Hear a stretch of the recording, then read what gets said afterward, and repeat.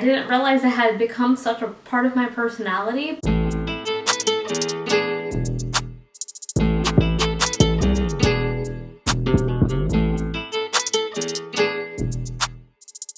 Hey there, happy 2024. Welcome back to my channel. My name is Michelle.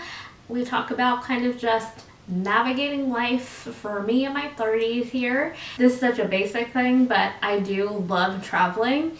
And it hasn't been until probably within the last year or so that I've realized in conversations with my friends that they will ask me well, where are you going to next? They truly link traveling and me in one thing, which I mean, I'm not mad about it. I am more than happy to be paired with traveling. I really try to aim to do one big trip a year, and then if I can do a few small weekend trips. Some years are different, sometimes there's more than others. Last year in 2023 I didn't really do any small trips, but I did 3 big trips, so that was amazing, but also so not how it usually goes. However, it has kind of become a tradition to do trips at the new year. I obviously have a trip planned, and it is, coming up real soon. So I thought we would kind of talk about how I kind of plan these things and talk about where I'm going. So let's get right into it. First up, we were just talking about timing. For me, at least the last 3 years straight, I took the trip in January or February after the holidays because it's truly just cheaper. Also, I have mainly stuck to going on trips to Europe as my main trip, which I would love to expand on, but for now that's kind of been the trend, is my big trip is somewhere in Europe.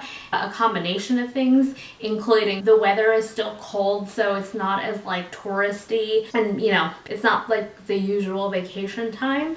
So January and February, I can usually find some really good deals on flights and hotels, and that is a key reason for my travel time.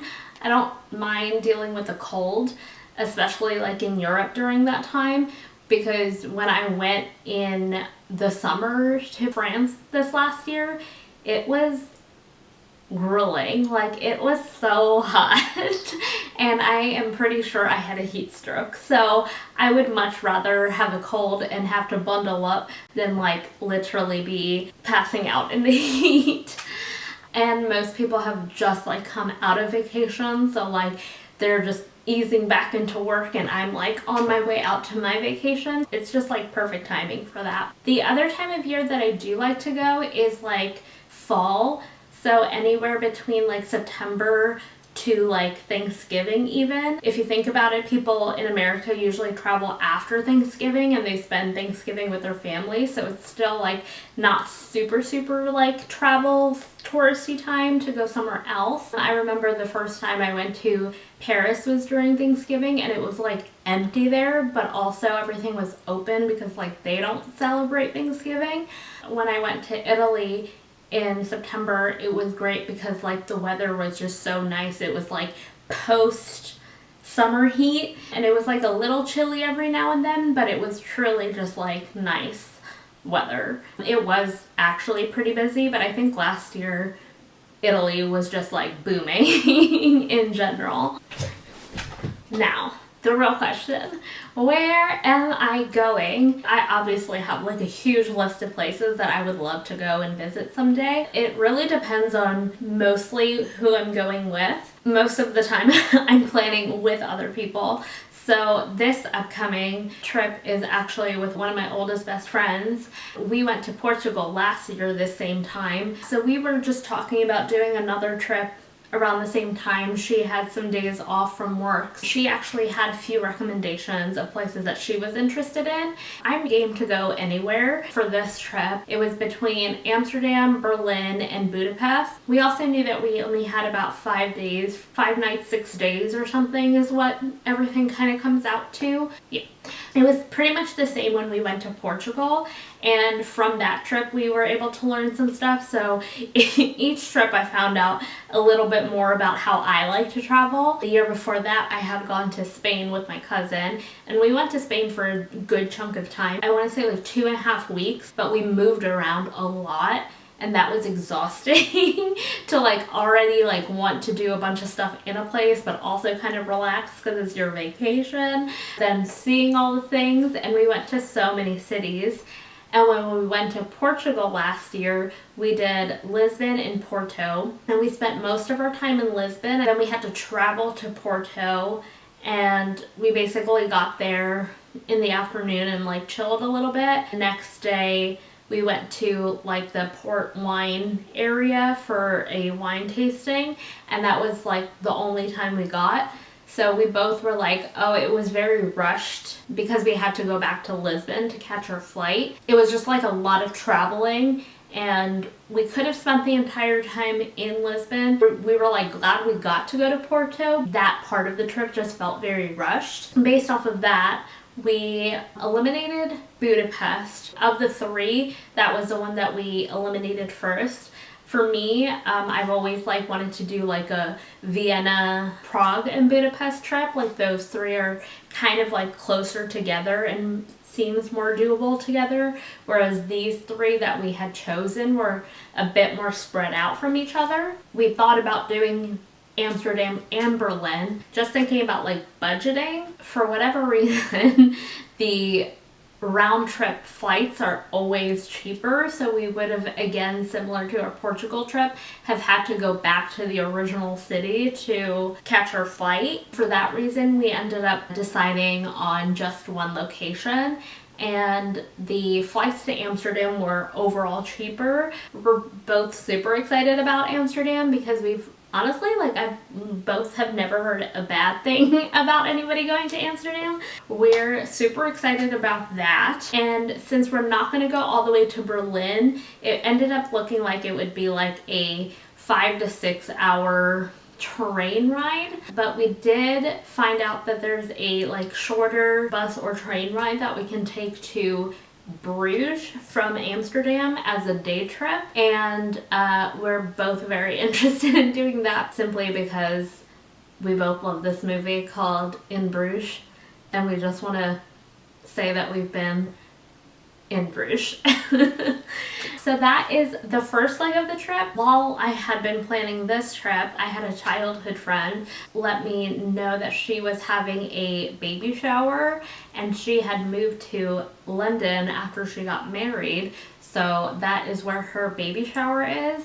And since I'm already so close by, it's like an hour flight to London, and I really don't need an excuse to extend my vacation. So I figured I was already basically there. My friend will head back, and I will head over to London, and I'll have a few days there, and then I have the baby shower and then head home. So I've actually been to London before, but I think I mentioned in a travel video I made a while back that when I went to London, everything was closed because it was the holidays. It is now the post-holidays, so things should be open again. I also want to check out the city in its full glory. Yeah, that should be fun. I'm excited. Basically, the way that I approach planning my trip is jotting down all of the main things that I definitely want to do.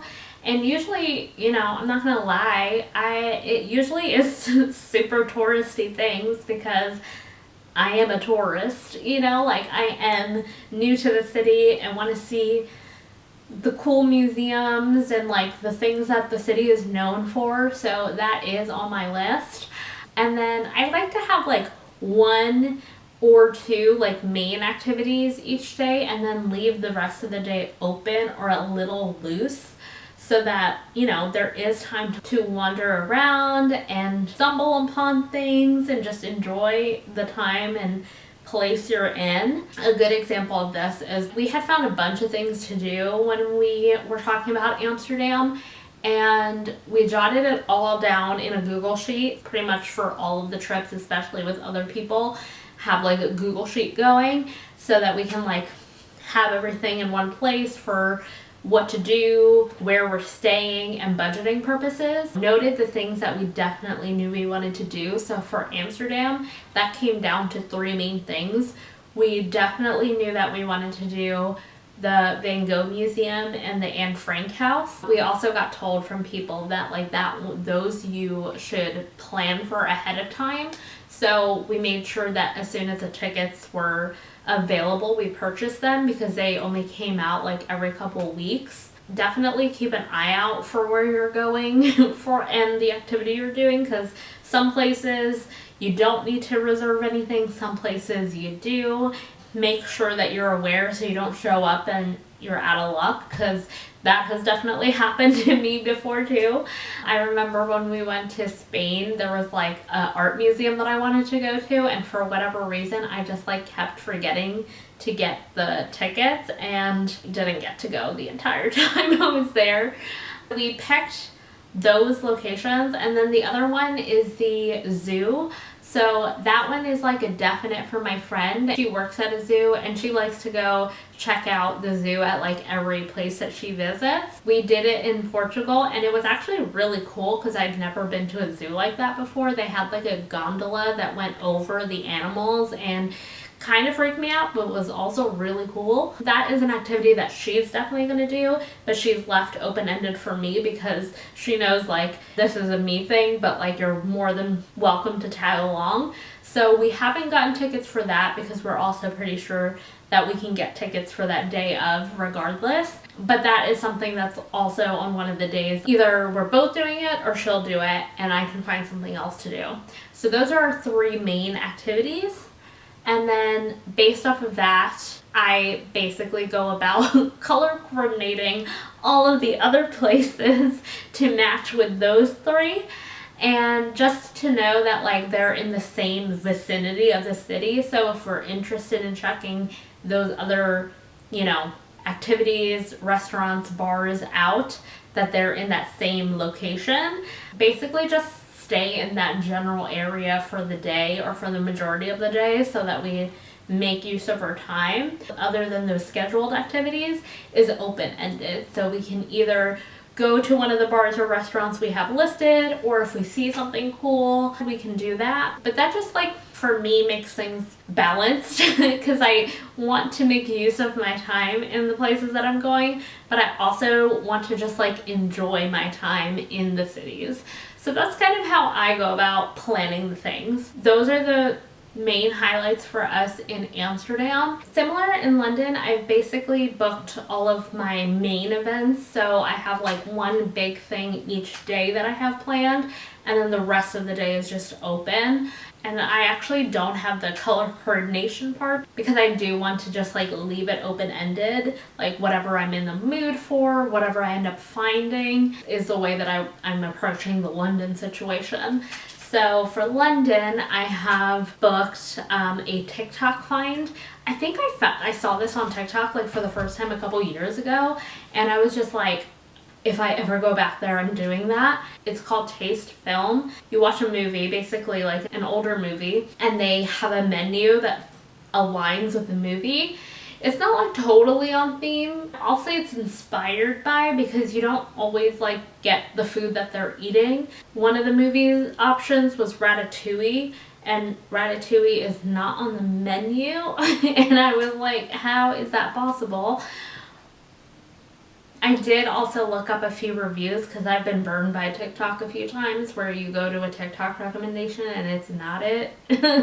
So I did check up some reviews before I paid for this experience, and all of the reviews that I saw was that the food was good and that it was just a fun and unique experience. So I went ahead and booked that. Ratatouille was an option. It would have been cute, but I opted for Bridget Jones' Diary because when in London, why not?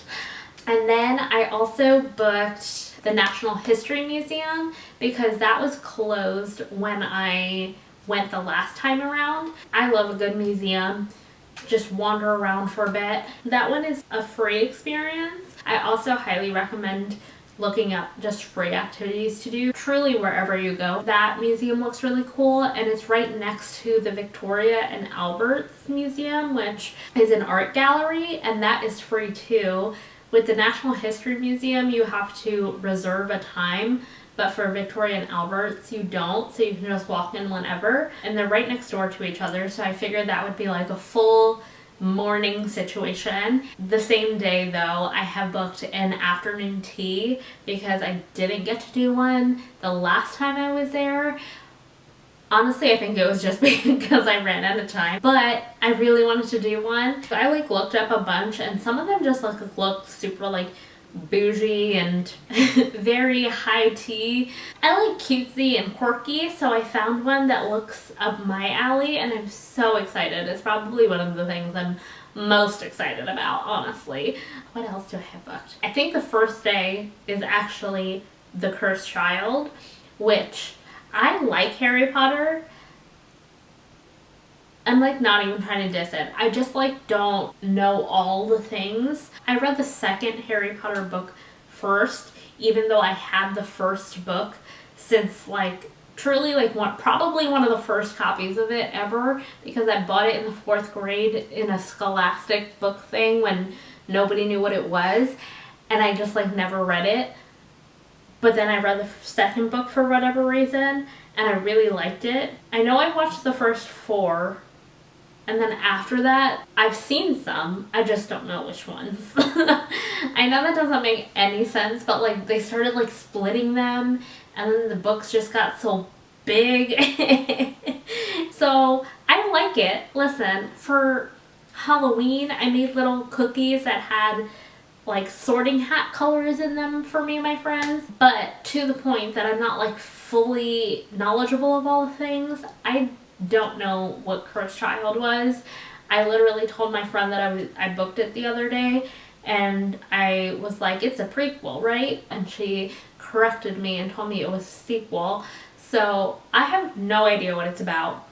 It is, however, 5 hours long, so that is a full day event. I will be sleeping in, grabbing brunch, and then sitting through a 5-hour play situation.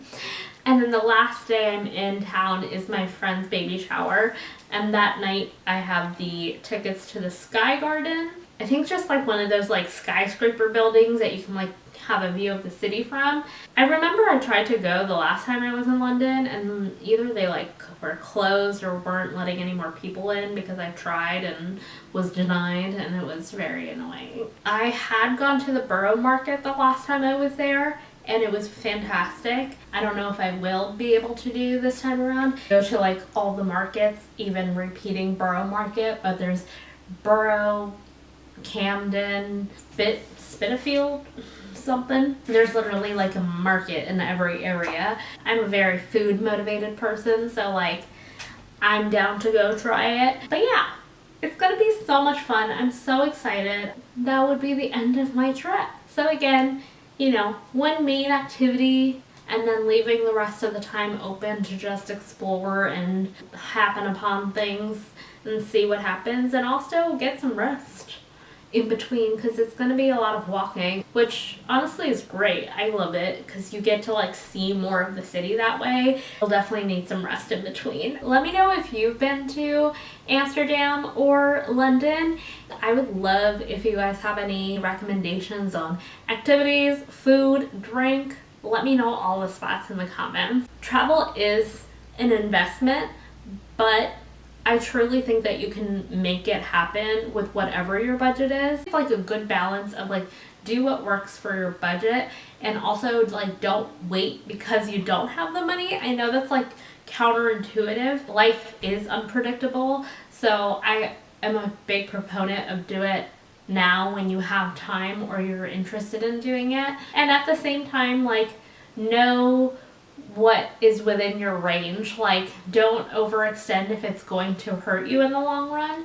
So be smart about it, but also do it.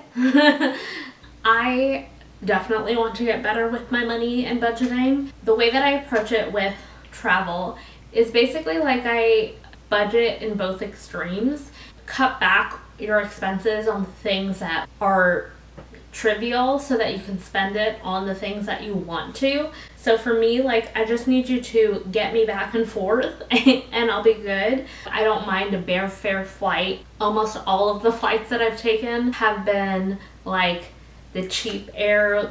Literally the one that we took to Rome, it was the first time I heard about it. You couldn't even bring like a carry-on. It was just like a backpack and you had to pay extra, similar to like a Frontier or Spirit. But the flight itself was fine. All of my credit cards are travel credit cards because that's my top priorities. I've definitely gotten a bunch of flights through that over the years. When it comes to like hotels, it's good when you're doing it with other people so that you can split that expense. I do like to have a decent place to stay. I want to stay in like an area that I know is safe. And when I'm overseas, it's always nice if there's some kind of a laundry situation. Because I'm packing light for these airfare flights, it would be nice to be able to reuse them, but that's not a no-no for me. With Amsterdam, we chose like 2 cute looking boutique hotels. Since we're basically just staying in Amsterdam, we thought it would be fun to have like 2 different like locations we're staying in, and it was pretty affordable since we were splitting it amongst the 2 of us. London, I did splurge, but I also wanted to again make sure that I was staying in an area that I felt safe in, seemed like there was good options around, and had access to all of the things that I ended up wanting to do. And then when it came to activities, what are you willing to splurge on? With Amsterdam, we've only paid for Anne Frank and Van Gogh, and they were both around like $25-30, which is honestly pretty standard for museums that do charge. And they're both things that we both like knew from the get-go that we wanted to do. In the London trip, honestly the most expensive thing was probably the movie, which is crazy, but it is like the movie and like a full dining experience. It's like a 3-course meal, I think, and you got 2 beveraginos. So that is a pretty penny, but like I've had my eye on it for a hot minute and was like, if I ever go back to London, I want to do that. So I'm going back to London and I'm going to do that, to the point that the movie was expensive and the afternoon tea is obviously going to be a paid for experience. Those are also my meals. So that really helps feed into the cost, if you will. I definitely want to get better with budgeting, but for me, travel has been like a thing that I'm willing to spend on because it is like the thing that I look forward to. It's something I truly enjoy doing. I will say that like in our social media world, it feels like we have to do the most. Everything has to be like Instagrammable and pretty, like I went to the coolest ass places and it was so beautiful. Listen, there are so many days and times during these vacations that I'm like simply like laying around in the hotel room or just like lounging somewhere and like reading or sitting at a coffee shop for a few hours and just like chilling the F out. Everything doesn't have to be glamorous. You don't have to pay for like top experiences. Some of like the best food and stuff that I've had in a lot of places are like very low-key places that we just like wandered into because it looked kind of cool. Wasn't a TikTok recommended place. Don't do things for the gram, if you will. Go to the places that you want to go to and just enjoy what it has to offer. What is next after this? I can't believe it's already like time for another trip. It is so crazy. I truly love planning trips and going on them. I don't know about you, but like one of the things that I love about traveling is it always seems so like, I don't know how to explain it. Like every time I go somewhere, it feels like a dream afterwards. Like I kind of can't believe that I got to do it. You know what I mean? Like, because when you don't live in the place, it kind of just seems completely foreign, like a dream world. When you come back to regular life, you're just like, that wasn't real. Like, what, I can't believe I got to do that. But that is the only big trip I have planned for this year. I had so many big ones last year that, again, I need to learn how to budget. I have a couple small weekend trips planned throughout the year. I will likely meet up with my family for my nephew's birthday, which will be super fun. For my birthday, I am thinking about going to Napa for the weekend with a couple friends, hoping that one works out. I try to do a trip with my cousins every year. So last year was Rome, the year before we went to LA, and right now the talks are going to Portland. So if you have recommendations on Portland, or if you have recommendations on like an affordable, nice place to wine and chill in Napa, please do let me know in the comments, because we are in early stages of all of the plannings for that. Those are the things that are brewing for this year. And that's about it for now, but that is plenty because it's very scattered throughout the year. Just like the top 3 international locations for me right now are Japan, because I keep seeing everybody go and it looks amazing, and I just want all of the food. Speaking of food, I want to go to Thailand because of the food, which I just saw this video about how there are so many Thai restaurants in the US because there was a push for them to bring the food here so that we would know about it and then want to go to Thailand. I am the clear example that the experiment worked because I love Thai food and I want to go to Thailand to eat the food. The one that I'm like learning to budget for now is Switzerland because it just looks gorgeous. However, everything is so expensive. I remember looking into hostels there a few years ago, and those were the prices of like bougie ass hotels that you can get in other places. So I do definitely want to go there one day. I am always ready to go anywhere, truly and always. I'd also love to know what's on your bucket list. Let me know that in the comments too.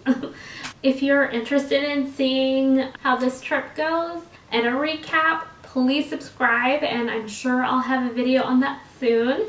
Till then, thank you so much for watching. Have a good one. Bye! Maybe it's too soon, yeah, you know we just met. What I got to lose, gonna send the address.